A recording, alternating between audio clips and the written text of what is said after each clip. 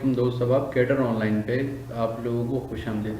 दोस्त साहब, ये जो लेक्चर सारी सीरीज़ में रिकॉर्ड कर रहा हूँ ये स्पेसिफिकली सिर्फ स्टूडेंट्स के लिए, वो स्टूडेंट्स जो तैयारी कर रहे हैं और टेस्ट में अपेयर होने थे, यानी कि एस्पायरेंट्स हैं कि वो सक्सेसफुल होना चाहते हैं। जो आप पीपीएससी की वैकेंसीज आई हैं लेक्चरर्स की बीपीएस 17 के लिए, उनके लिए ठीक है। इसके अलावा भी CSS, FPSC, NTS, BTS, PTS, जो भी पाकिस्तान में सारे टेस्टिंग एजेंसीज हैं, ठीक है, इन सब के ये जो एमसीक्यूज़ मैं लिख रहा हूँ, ये जो आप लोगों के लिए रिकॉर्ड करता हूँ, ये तमाम या तो आए होते हैं या आने होते हैं, ठीक है। चूँकि मेरा खुद का भी एक्सपीरियंस है, मैं खुद जो है ना टैक्स कंसल्टेंट भी हूँ, ठीक है, अपनी फर्म भी चला रहा हूँ, ठीक है, टैक्स की, अकाउंट्स की और ऑडिट की। तो और दूसरा ये कि मैं विजिटिंग लेक्चरर भी हूँ।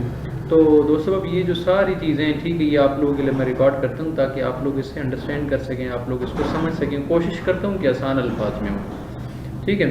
तो जो है ना आज हमारा तीसरा लेक्चर है। पहले दो लेक्चर्स हमारे पेंशन्स के बारे में थे कि पाकिस्तान में पेंशन्स के रूल्स क्या हैं, उसकी डॉक्यूमेंटेशन कैसी होती हैं और क्या क्या सारा सिस्टम होता है, ठीक है।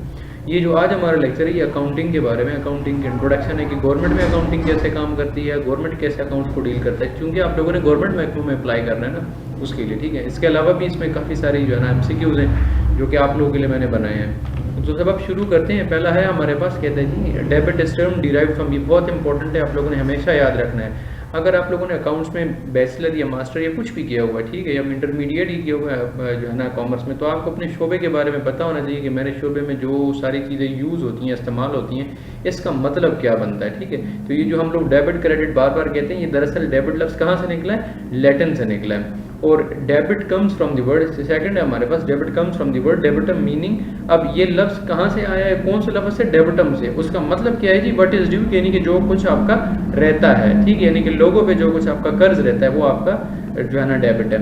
अच्छा, सेकंड है हमारे पास जी, थर्ड है हमारे पास, कहते हैं जी credit comes from creditum, meanings something interested to another और लोन। बात समझ गए। तो क्रेडिट कहाँ से आया जी, हमारे पास पहले ही इसका ऑप्शन है कि जी समथिंग इंटरेस्टेड टू अनदर और लोन, यानी कि किसी को आप लोग लोन देते हैं या कुछ जो है ना लेट आउट कर देते हैं कि जी कि वो आपको बाद में पे करेगा। अच्छा, फोर्थ है हमारे पास, कहते हैं journal from the word French word जोर, विच मीन्स, अब ये जो जर्नल ये कहाँ से आया जी, हमारे पास फ्रेंच एक वर्ड है और इसका मतलब क्या है जी, पहले ही हमारे पास है डे, यानी कि मॉर्निंग, नाइट, ईयर वगैरह नहीं है, बल्कि क्या है हमारे पास डे है। अच्छा, आगे हमारे पास फिफ्थ है, कहते हैं the term ledgers terms from English delicates form ligan or legan, meaning ledger जो हम लोग बार बार कहते हैं जी अकाउंटिंग में हम लोग इस्तेमाल करते हैं, इसका मतलब दरअसल क्या होता है जी, टू लाई आर ले, यानी कि रखना किसी चीज़ को, ठीक है। ये आप लोगों ने ज़रूर याद रखनी है ऐसी चीज़ें। अच्छा, सिक्स्थ है हमारे पास, कहते हैं जी trial balance can be divided, trial balance क्या होता है जी, एक पिक्चर ऑफ योर अकाउंट्स होता है, ठीक है। तो उसको हम क्या कहते हैं जी, statement of debit as well as credit balances कहते हैं, स्टेटमेंट ऑफ इक्विटी या positive and negative balances, upper and lower balance क्या कहते हैं जी, पहले ही हमारे पास statement of debit as well as credit balances कहते हैं। अच्छा, 7 है हमारे पास, कहते हैं जी balance sheet can be defined as a state, balance sheet क्या होती है, जिसमें आपके एसेट्स, आपके लायबिलिटीज, आपके कैपिटल वगैरह सारी चीज़ें रिकॉर्ड होती हैं, ठीक है। तो हमारे पास पहले ही इसका आएगा जी statement of assets, liability, stock holders, equity वगैरह। और सेकंड में हमारे पास स्टेटमेंट ऑफ बैलेंसेज है, ये बिल्कुल भी ठीक नहीं होगा। एक्सपेंसेस और एसेट्स, बिल्कुल ये भी ठीक नहीं होगा। डी भी हमारे पास इसका पहले ही है, जिसमें एसेट्स, लायबिलिटीज और कैपिटल आपके ज़हन में होगा ना बैलेंस शीट का, ठीक है। बैलेंस शीट का फॉर्मेट क्या होता है, तो उसमें आप अंदाजा करें, उसमें एसेट्स, लायबिलिटीज और इक्विटी वगैरह होता है। अच्छा, 8 है हमारे पास, कहते हैं identify the correct sequence of accounting process. अच्छा, ये जो सारी चीज़ें अब तक मैंने बनाई है ना, ये पिछले जो है ना टेस्ट में आ चुकी हैं और दो तीन दफ़ा आ चुकी हैं, ठीक है, मुख्तलिफ किस्म के टेस्ट में आती हैं।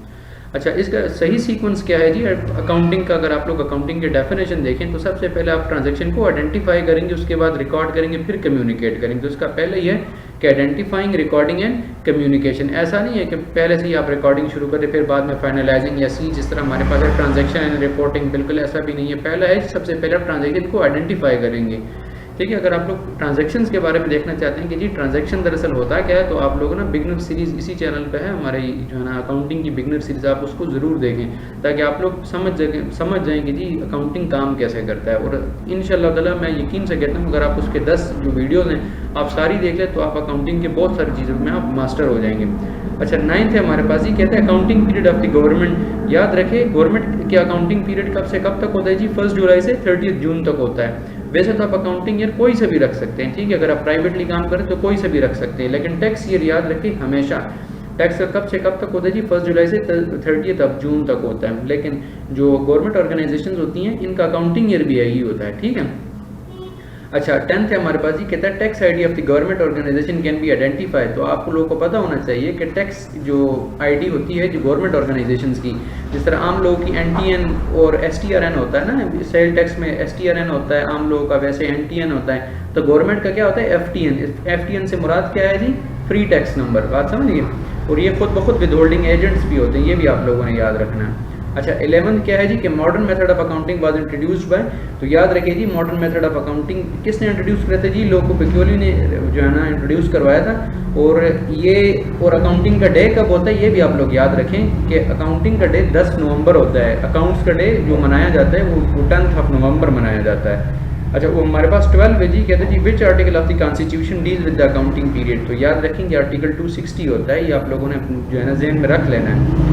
जब आप लोग पेपर देने जाएंगे तो आप लोग अपने जेहन में रख लें कि इसके लिए आर्टिकल 260 होता है जो कि अकाउंटिंग ईयर से डील करता है। अच्छा 13 है जी, कहते हैं voter expenditures are passed by. जिस तरह हमारे मुल्क में इलेक्शन कमीशन के जो सारे अखराजात वगैरह होते हैं ये कौन पास करता है जी, पार्लियामेंट पास करता है, ठीक है। पार्लियामेंट अप्रूवल देता है जी कि कब जो है ना इलेक्शन होंगे कब नहीं होंगे। अच्छा 14 क्या जी, कहते हैं जी expenses will be recognised on. Expenses हम कब रिकॉग्नाइज करते हैं, या कैश या कमिटमेंट बेसिस। कमिटमेंट बेसिस से हमारा एक्रूवल बेसिस है, ठीक है। अच्छा 15 है हमारे पास, कहते हैं कि revenue will be recognise on. ये तो आप लोगों को पता होना चाहिए कि रेवेन्यू हम लोग कब रिकॉर्ड करते हैं, कैश बेसिस पे। ये गवर्नमेंट इदारों की बात हो रही है, गवर्नमेंट में हमेशा कैश बेसिस पे रिकॉर्डिंग होती है। गवर्नमेंट किसी के साथ उधार नहीं करता कि चलो कोई बात नहीं आप मुझे बाद में पैसे दे देना, नहीं, गवर्नमेंट हमेशा कैश बेसिस पे जो है ना काम करता है। अच्छा 16 क्या जी, government of Pakistan adopted. Government of Pakistan ने कौन सी जो है ना अकाउंटिंग सिस्टम अडॉप्ट किया हुआ है, वो modified cash basis of accounting है, ठीक है। कोई अप्रूवल वगैरह कोई कमिटमेंट बेसिस नहीं करता, बल्कि modified cash basis of accounting से क्या मुराद है, खुद किसी से लेता है तो उसको जो है ना कमिटमेंट करता है, अगर लेकिन किसी पे इसका रहता है तो ये फिर कैश में काम करता है, ठीक है। यानी कि गवर्नमेंट ऑफ पाकिस्तान अगर किसी पे पैसे रहते हैं तो उससे कैश में लेगा, लेकिन अगर गवर्नमेंट ऑफ पाकिस्तान पे किसी के रहते हैं तो फिर ये कमिटमेंट करता है। ये तमाम दुनिया में ना ये रूल होता है। अच्छा 17 क्या है जी, गवर्नमेंट एक्सपेंडिचर में इंक्लूड। तो याद रखें चार्ज और वोटेड दोनों होते हैं, यानी कि चार्ज और वोटेड से मुराद क्या है कि आम एक्सपेंसेस जो कि एमपीएस एमएनएस वगैरह को दी जाती हैं, या फिर जो स्पेशल अप्रूवल्स होती हैं वो भी गवर्नमेंट के सारे एक्सपेंडिचर्स होते हैं। अच्छा 18 क्या है जी, कहते हैं गवर्नमेंट के जो अकाउंट्स होते हैं इसमें एडजस्टमेंट आप किसकी मर्जी से कर सकते हैं। तो हमेशा याद रखें ऑडिटर जनरल ऑफ पाकिस्तान की मर्जी से आप इसमें एडजस्टमेंट कर सकते हैं, मगर आप इसमें एडजस्टमेंट नहीं कर सकते। अच्छा 19 है हमारे पास जी, कहते हैं office of the auditor general of Pakistan is accountable to. याद रखें जो ऑडिटर जनरल ऑफ पाकिस्तान होता है वो सिर्फ और सिर्फ अकाउंटेबल टू प्रेसिडेंट होता है, इसके अलावा किसी को भी नहीं होता, वो किसी को जवाबदेह नहीं होता सिवाय प्रेसिडेंट के, और अपॉइंट भी उसको प्रेसिडेंट ही करता है। अच्छा public accounts committee is comprise of. Public accounts committee का आप लोगों को ज़हन में होगा ये एक इदारा होता है जो कि कॉन्स्टिट्यूट होता है, हर जो है ना जब नए इलेक्शन होते हैं तो एक नया इदारा बनता है। ये तो आपको पंजाब के बारे में पता होगा, उसका हेड आजकल जो है ना वो सैयद यावर बुखारी साहब है, ठीक है। तो और इसमें ना एमपीएस और एमएनएस दोनों होते हैं, इसमें कोई सिविल सर्विस ऑफिसर नहीं होता, बल्कि पब्लिक अकाउंट्स कमेटी में यही लोग होते हैं और यही सारे पब्लिक्स को चेक करते हैं कि जी कहाँ पे डेवलपमेंट हो रही है कहाँ पे नहीं हो रही, ठीक है, कहाँ पे फंड लग रहे हैं कहीं पे नहीं लग रहे। अच्छा 21 है हमारे पास ही, कहते हैं generally accepted accounting principles are developed by, जिसे हम गैप कहते हैं। हम अक्सर होगा जब हम अकाउंटिंग पढ़ते हैं तो हम गैप बार बार एक लफ्ज़ कहते हैं GAAP, तो वो यही होता है जनरली एक्सेप्टेड अकाउंटिंग प्रिंसिपल। तो ये फाइनेंशियल अकाउंटिंग स्टैंडर्ड बोर्ड बनाता है, ठीक है, FASB इसको कहा जाता है, अमेरिका में ये वो बनाता है। अच्छा 22 हमारे पास कहते हैं कि in favour single entry system transactions are recorded. तो याद रखिए जब सिंगल एंट्री सिस्टम होता है, जो आप लोगों ने पढ़ा भी होगा, ठीक है, बीकॉम के लेवल पे अगर आप लोगों ने किया, या आईकॉम में भी लोग पढ़ते होते हैं, ठीक है, जो इंटरमीडिएट करते हैं कॉमर्स वगैरह में, या डीकॉम जिन लोगों ने किया उनको पता होगा कि जो सिंगल एंट्री सिस्टम में पर्सनल अकाउंट सिर्फ इस्तेमाल होता है, यानी कि बंदे का अकाउंट सिर्फ इस्तेमाल होता है, डेटर्स क्रेडिटर्स अकाउंट वगैरह इस्तेमाल होते हैं, सेल्स लेजर और परचेज लेजर वगैरह कुछ भी नहीं होता उसमें। अच्छा 23 है, कहते हैं double entry system all transactions are recorded. अब डबल एंट्री आप लोगों को पता होगा हर एंट्री की हर ट्रांजैक्शन के दो इफेक्ट डाला करते हैं, एक डेबिट और एक क्रेडिट। तो उसमें रियल, नॉमिनल और पर्सनल सारे अकाउंट होते हैं। अब आप लोगों को बताऊं जो है ना आप लोग के रिमेंबरिंग के लिए कि रियल अकाउंट कौन से होते हैं, रियल अकाउंट एसेट्स के अकाउंट होते हैं, उन तमाम को रियल अकाउंट्स कहा जाता है। और नॉमिनल जो एक्सपेंसेस के अकाउंट्स होते हैं, ठीक है, उनको नॉमिनल अकाउंट, जिस तरह डेप्रिसिएशन वगैरह है, ये सारे नॉमिनल अकाउंट्स होते हैं। और सी पर्सनल अकाउंट से मुराद वो तमाम अकाउंट्स हैं जो हमारे पास होते हैं, जिस तरह debtors account, creditors account, capital account, ठीक है, ये सारे पर्सनल अकाउंट होते हैं। तो डबल एंट्री में सारी चीज़ों को हम रिकॉर्ड करते हैं। अच्छा 24 है, कहते हैं in single entry system network method is also का। तो आप लोगों को पता होगा जब हम नेटवर्क जो है ना मेथड होता है हमारे पास, उसमें हम लोग क्या रिकॉर्ड करते हैं, statement of affairs method record करते हैं, ठीक है। हम उसमें स्टेटमेंट ऑफ अफेयर्स कैलकुलेट करते हैं, ओपनिंग कैपिटल और क्लोजिंग कैपिटल को आइडेंटिफाई करते होते हैं। अच्छा 25 है हमारे पास, कहते हैं जी which meeting is held once in the life of a company. आप लोगों को पता होगा ये स्टेचुटरी मीटिंग होती है। स्टेचुटरी मीटिंग यानी कि तीन महीनों के बाद और 6 महीने के अंदर अंदर आप लोगों ने इस मीटिंग को हर सूरत कंडक्ट करना होता है, और ये ज़िंदगी में सिर्फ एक बार कंडक्ट होता है। तो ये ना साथ में इंफॉर्मेशन थोड़ी सी याद रखें। 26 के हमारे पास कहती है which section of the companies ordinance deal with the revaluation of assets. तो याद रखें जी आप लोगों ने हर सूरत अपने पल्ले बांध लेना है कि रिवैल्यूएशन ऑफ एसेट्स से मुराद क्या है, कि रिवैल्यूएशन से मुराद ये कि अब आप एसेट्स को रीवैल्यू करते हैं, ठीक है। हर अकाउंटिंग ईयर्स के आखिर में अब अपने एसेट्स को रीवैल्यू करते हैं कि हमारे पास उसकी वैल्यू क्या है और मार्केट में उसकी वैल्यू क्या चल रही है। ये क्यों करते हैं, उसकी वजह ये होती है कि आप अपने बुक्स को ट्रू एंड फेयर जो है ना रिकॉर्ड कर सकें, ट्रू एंड फेयरली उसको प्रेजेंट कर सकें। तो ये सेक्शन 235 है जिसके अंडर ये सारा कुछ होता है। अच्छा 27 है जी कास्ट ऑफ गुड्स सोल्ड। आपको पता है जी सीजीएस कैसे कैलकुलेट होता है, सेल्स माइनस ग्रॉस प्रॉफिट करके आपके पास सीजीएस होता है, ठीक है। वैसे हम लोग क्या करते हैं, सेल्स माइनस सीजीएस करके ग्रॉस प्रॉफिट आता है ना, तो इसी फार्मूले को आप लोग उलट कर लें तो sales minus gross profit is equal to CGS आता है। अच्छा 28 क्या है जी, कहते हैं एनुअल जनरल मीटिंग। आप लोगों को याद होना चाहिए कि जो एजीएम होता है, एनुअल जनरल मीटिंग जो होता है, ये हमेशा 18 महीनों के अंदर अंदर आप लोगों ने कंडक्ट करनी होती है हर साल, ठीक है।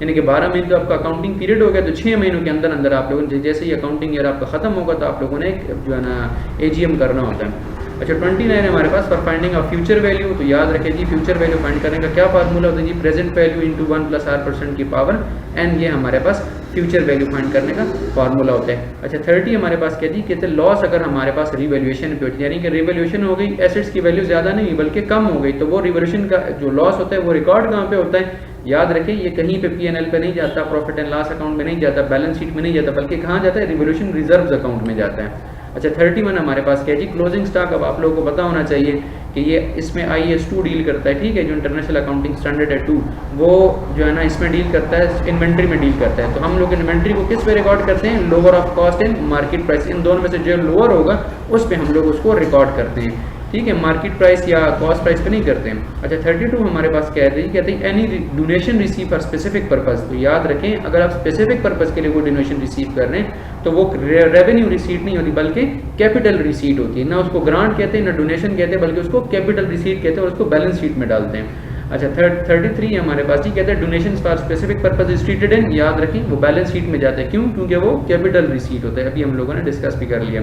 अच्छा क्लोजिंग बैलेंस ऑफ पेटी कैश क्या होता है, हमारे पास एसेट होता है, ठीक है, हमारे पास पेटी कैश होता है लेकिन होता तो एसेट ही है ना, कैश आपके पास पड़ा होता है, ठीक है। 35 क्या है जी bank reconciliation statement is part of, जो BRS होता है ये किसका पार्ट होता है जी, ये कैश बुक का पार्ट होता है। और इसका मकसद क्या होता है BRS का, उसका मकसद ये होता है ताकि हम लोग अपने दोनों बैलेंसेस को, पासबुक के बैलेंस को और कैश बुक के बैलेंस में जो डिफरेंस आ रहा होता है उसको आइडेंटिफाई कर सके कि डिफरेंस किस वजह से आ रहा है। इंशाल्लाह आगे चल के ना आपको BRS ये सारी हर टॉपिक पे ना इंशाल्लाह आप लोगों के लिए काफ़ी सारे MCQs बनाऊंगा और आप लोग उसको जरूर देखें। 36 क्या है जी कि difference between average profit and nominal profit is called, जो सॉरी ये नॉमिनल नहीं, ये दरअसल नॉर्मल प्रॉफिट है, ठीक है। तो एवरेज प्रॉफिट और नॉर्मल प्रॉफिट है, ये गलती से नॉमिनल लिखा गया लेकिन ये है नॉर्मल। इन दोनों का जो डिफरेंस होता है उसको क्या कहा जाता है जी, सुपर प्रॉफिट कहा जाता है। तो दोस्तों अब उम्मीद है आप लोगों को ना ये सीरीज़ काफ़ी पसंद आई होगी और आप लोग समझ रहे होंगे कि हाँ जी हमें इससे फ़ायदा भी हो रहा है। अगर आप लोगों को फ़ायदा हो रहा है तो ज़रूर इसको ना सब्सक्राइब और लाइक करें और अपने दुआओं में याद रखें।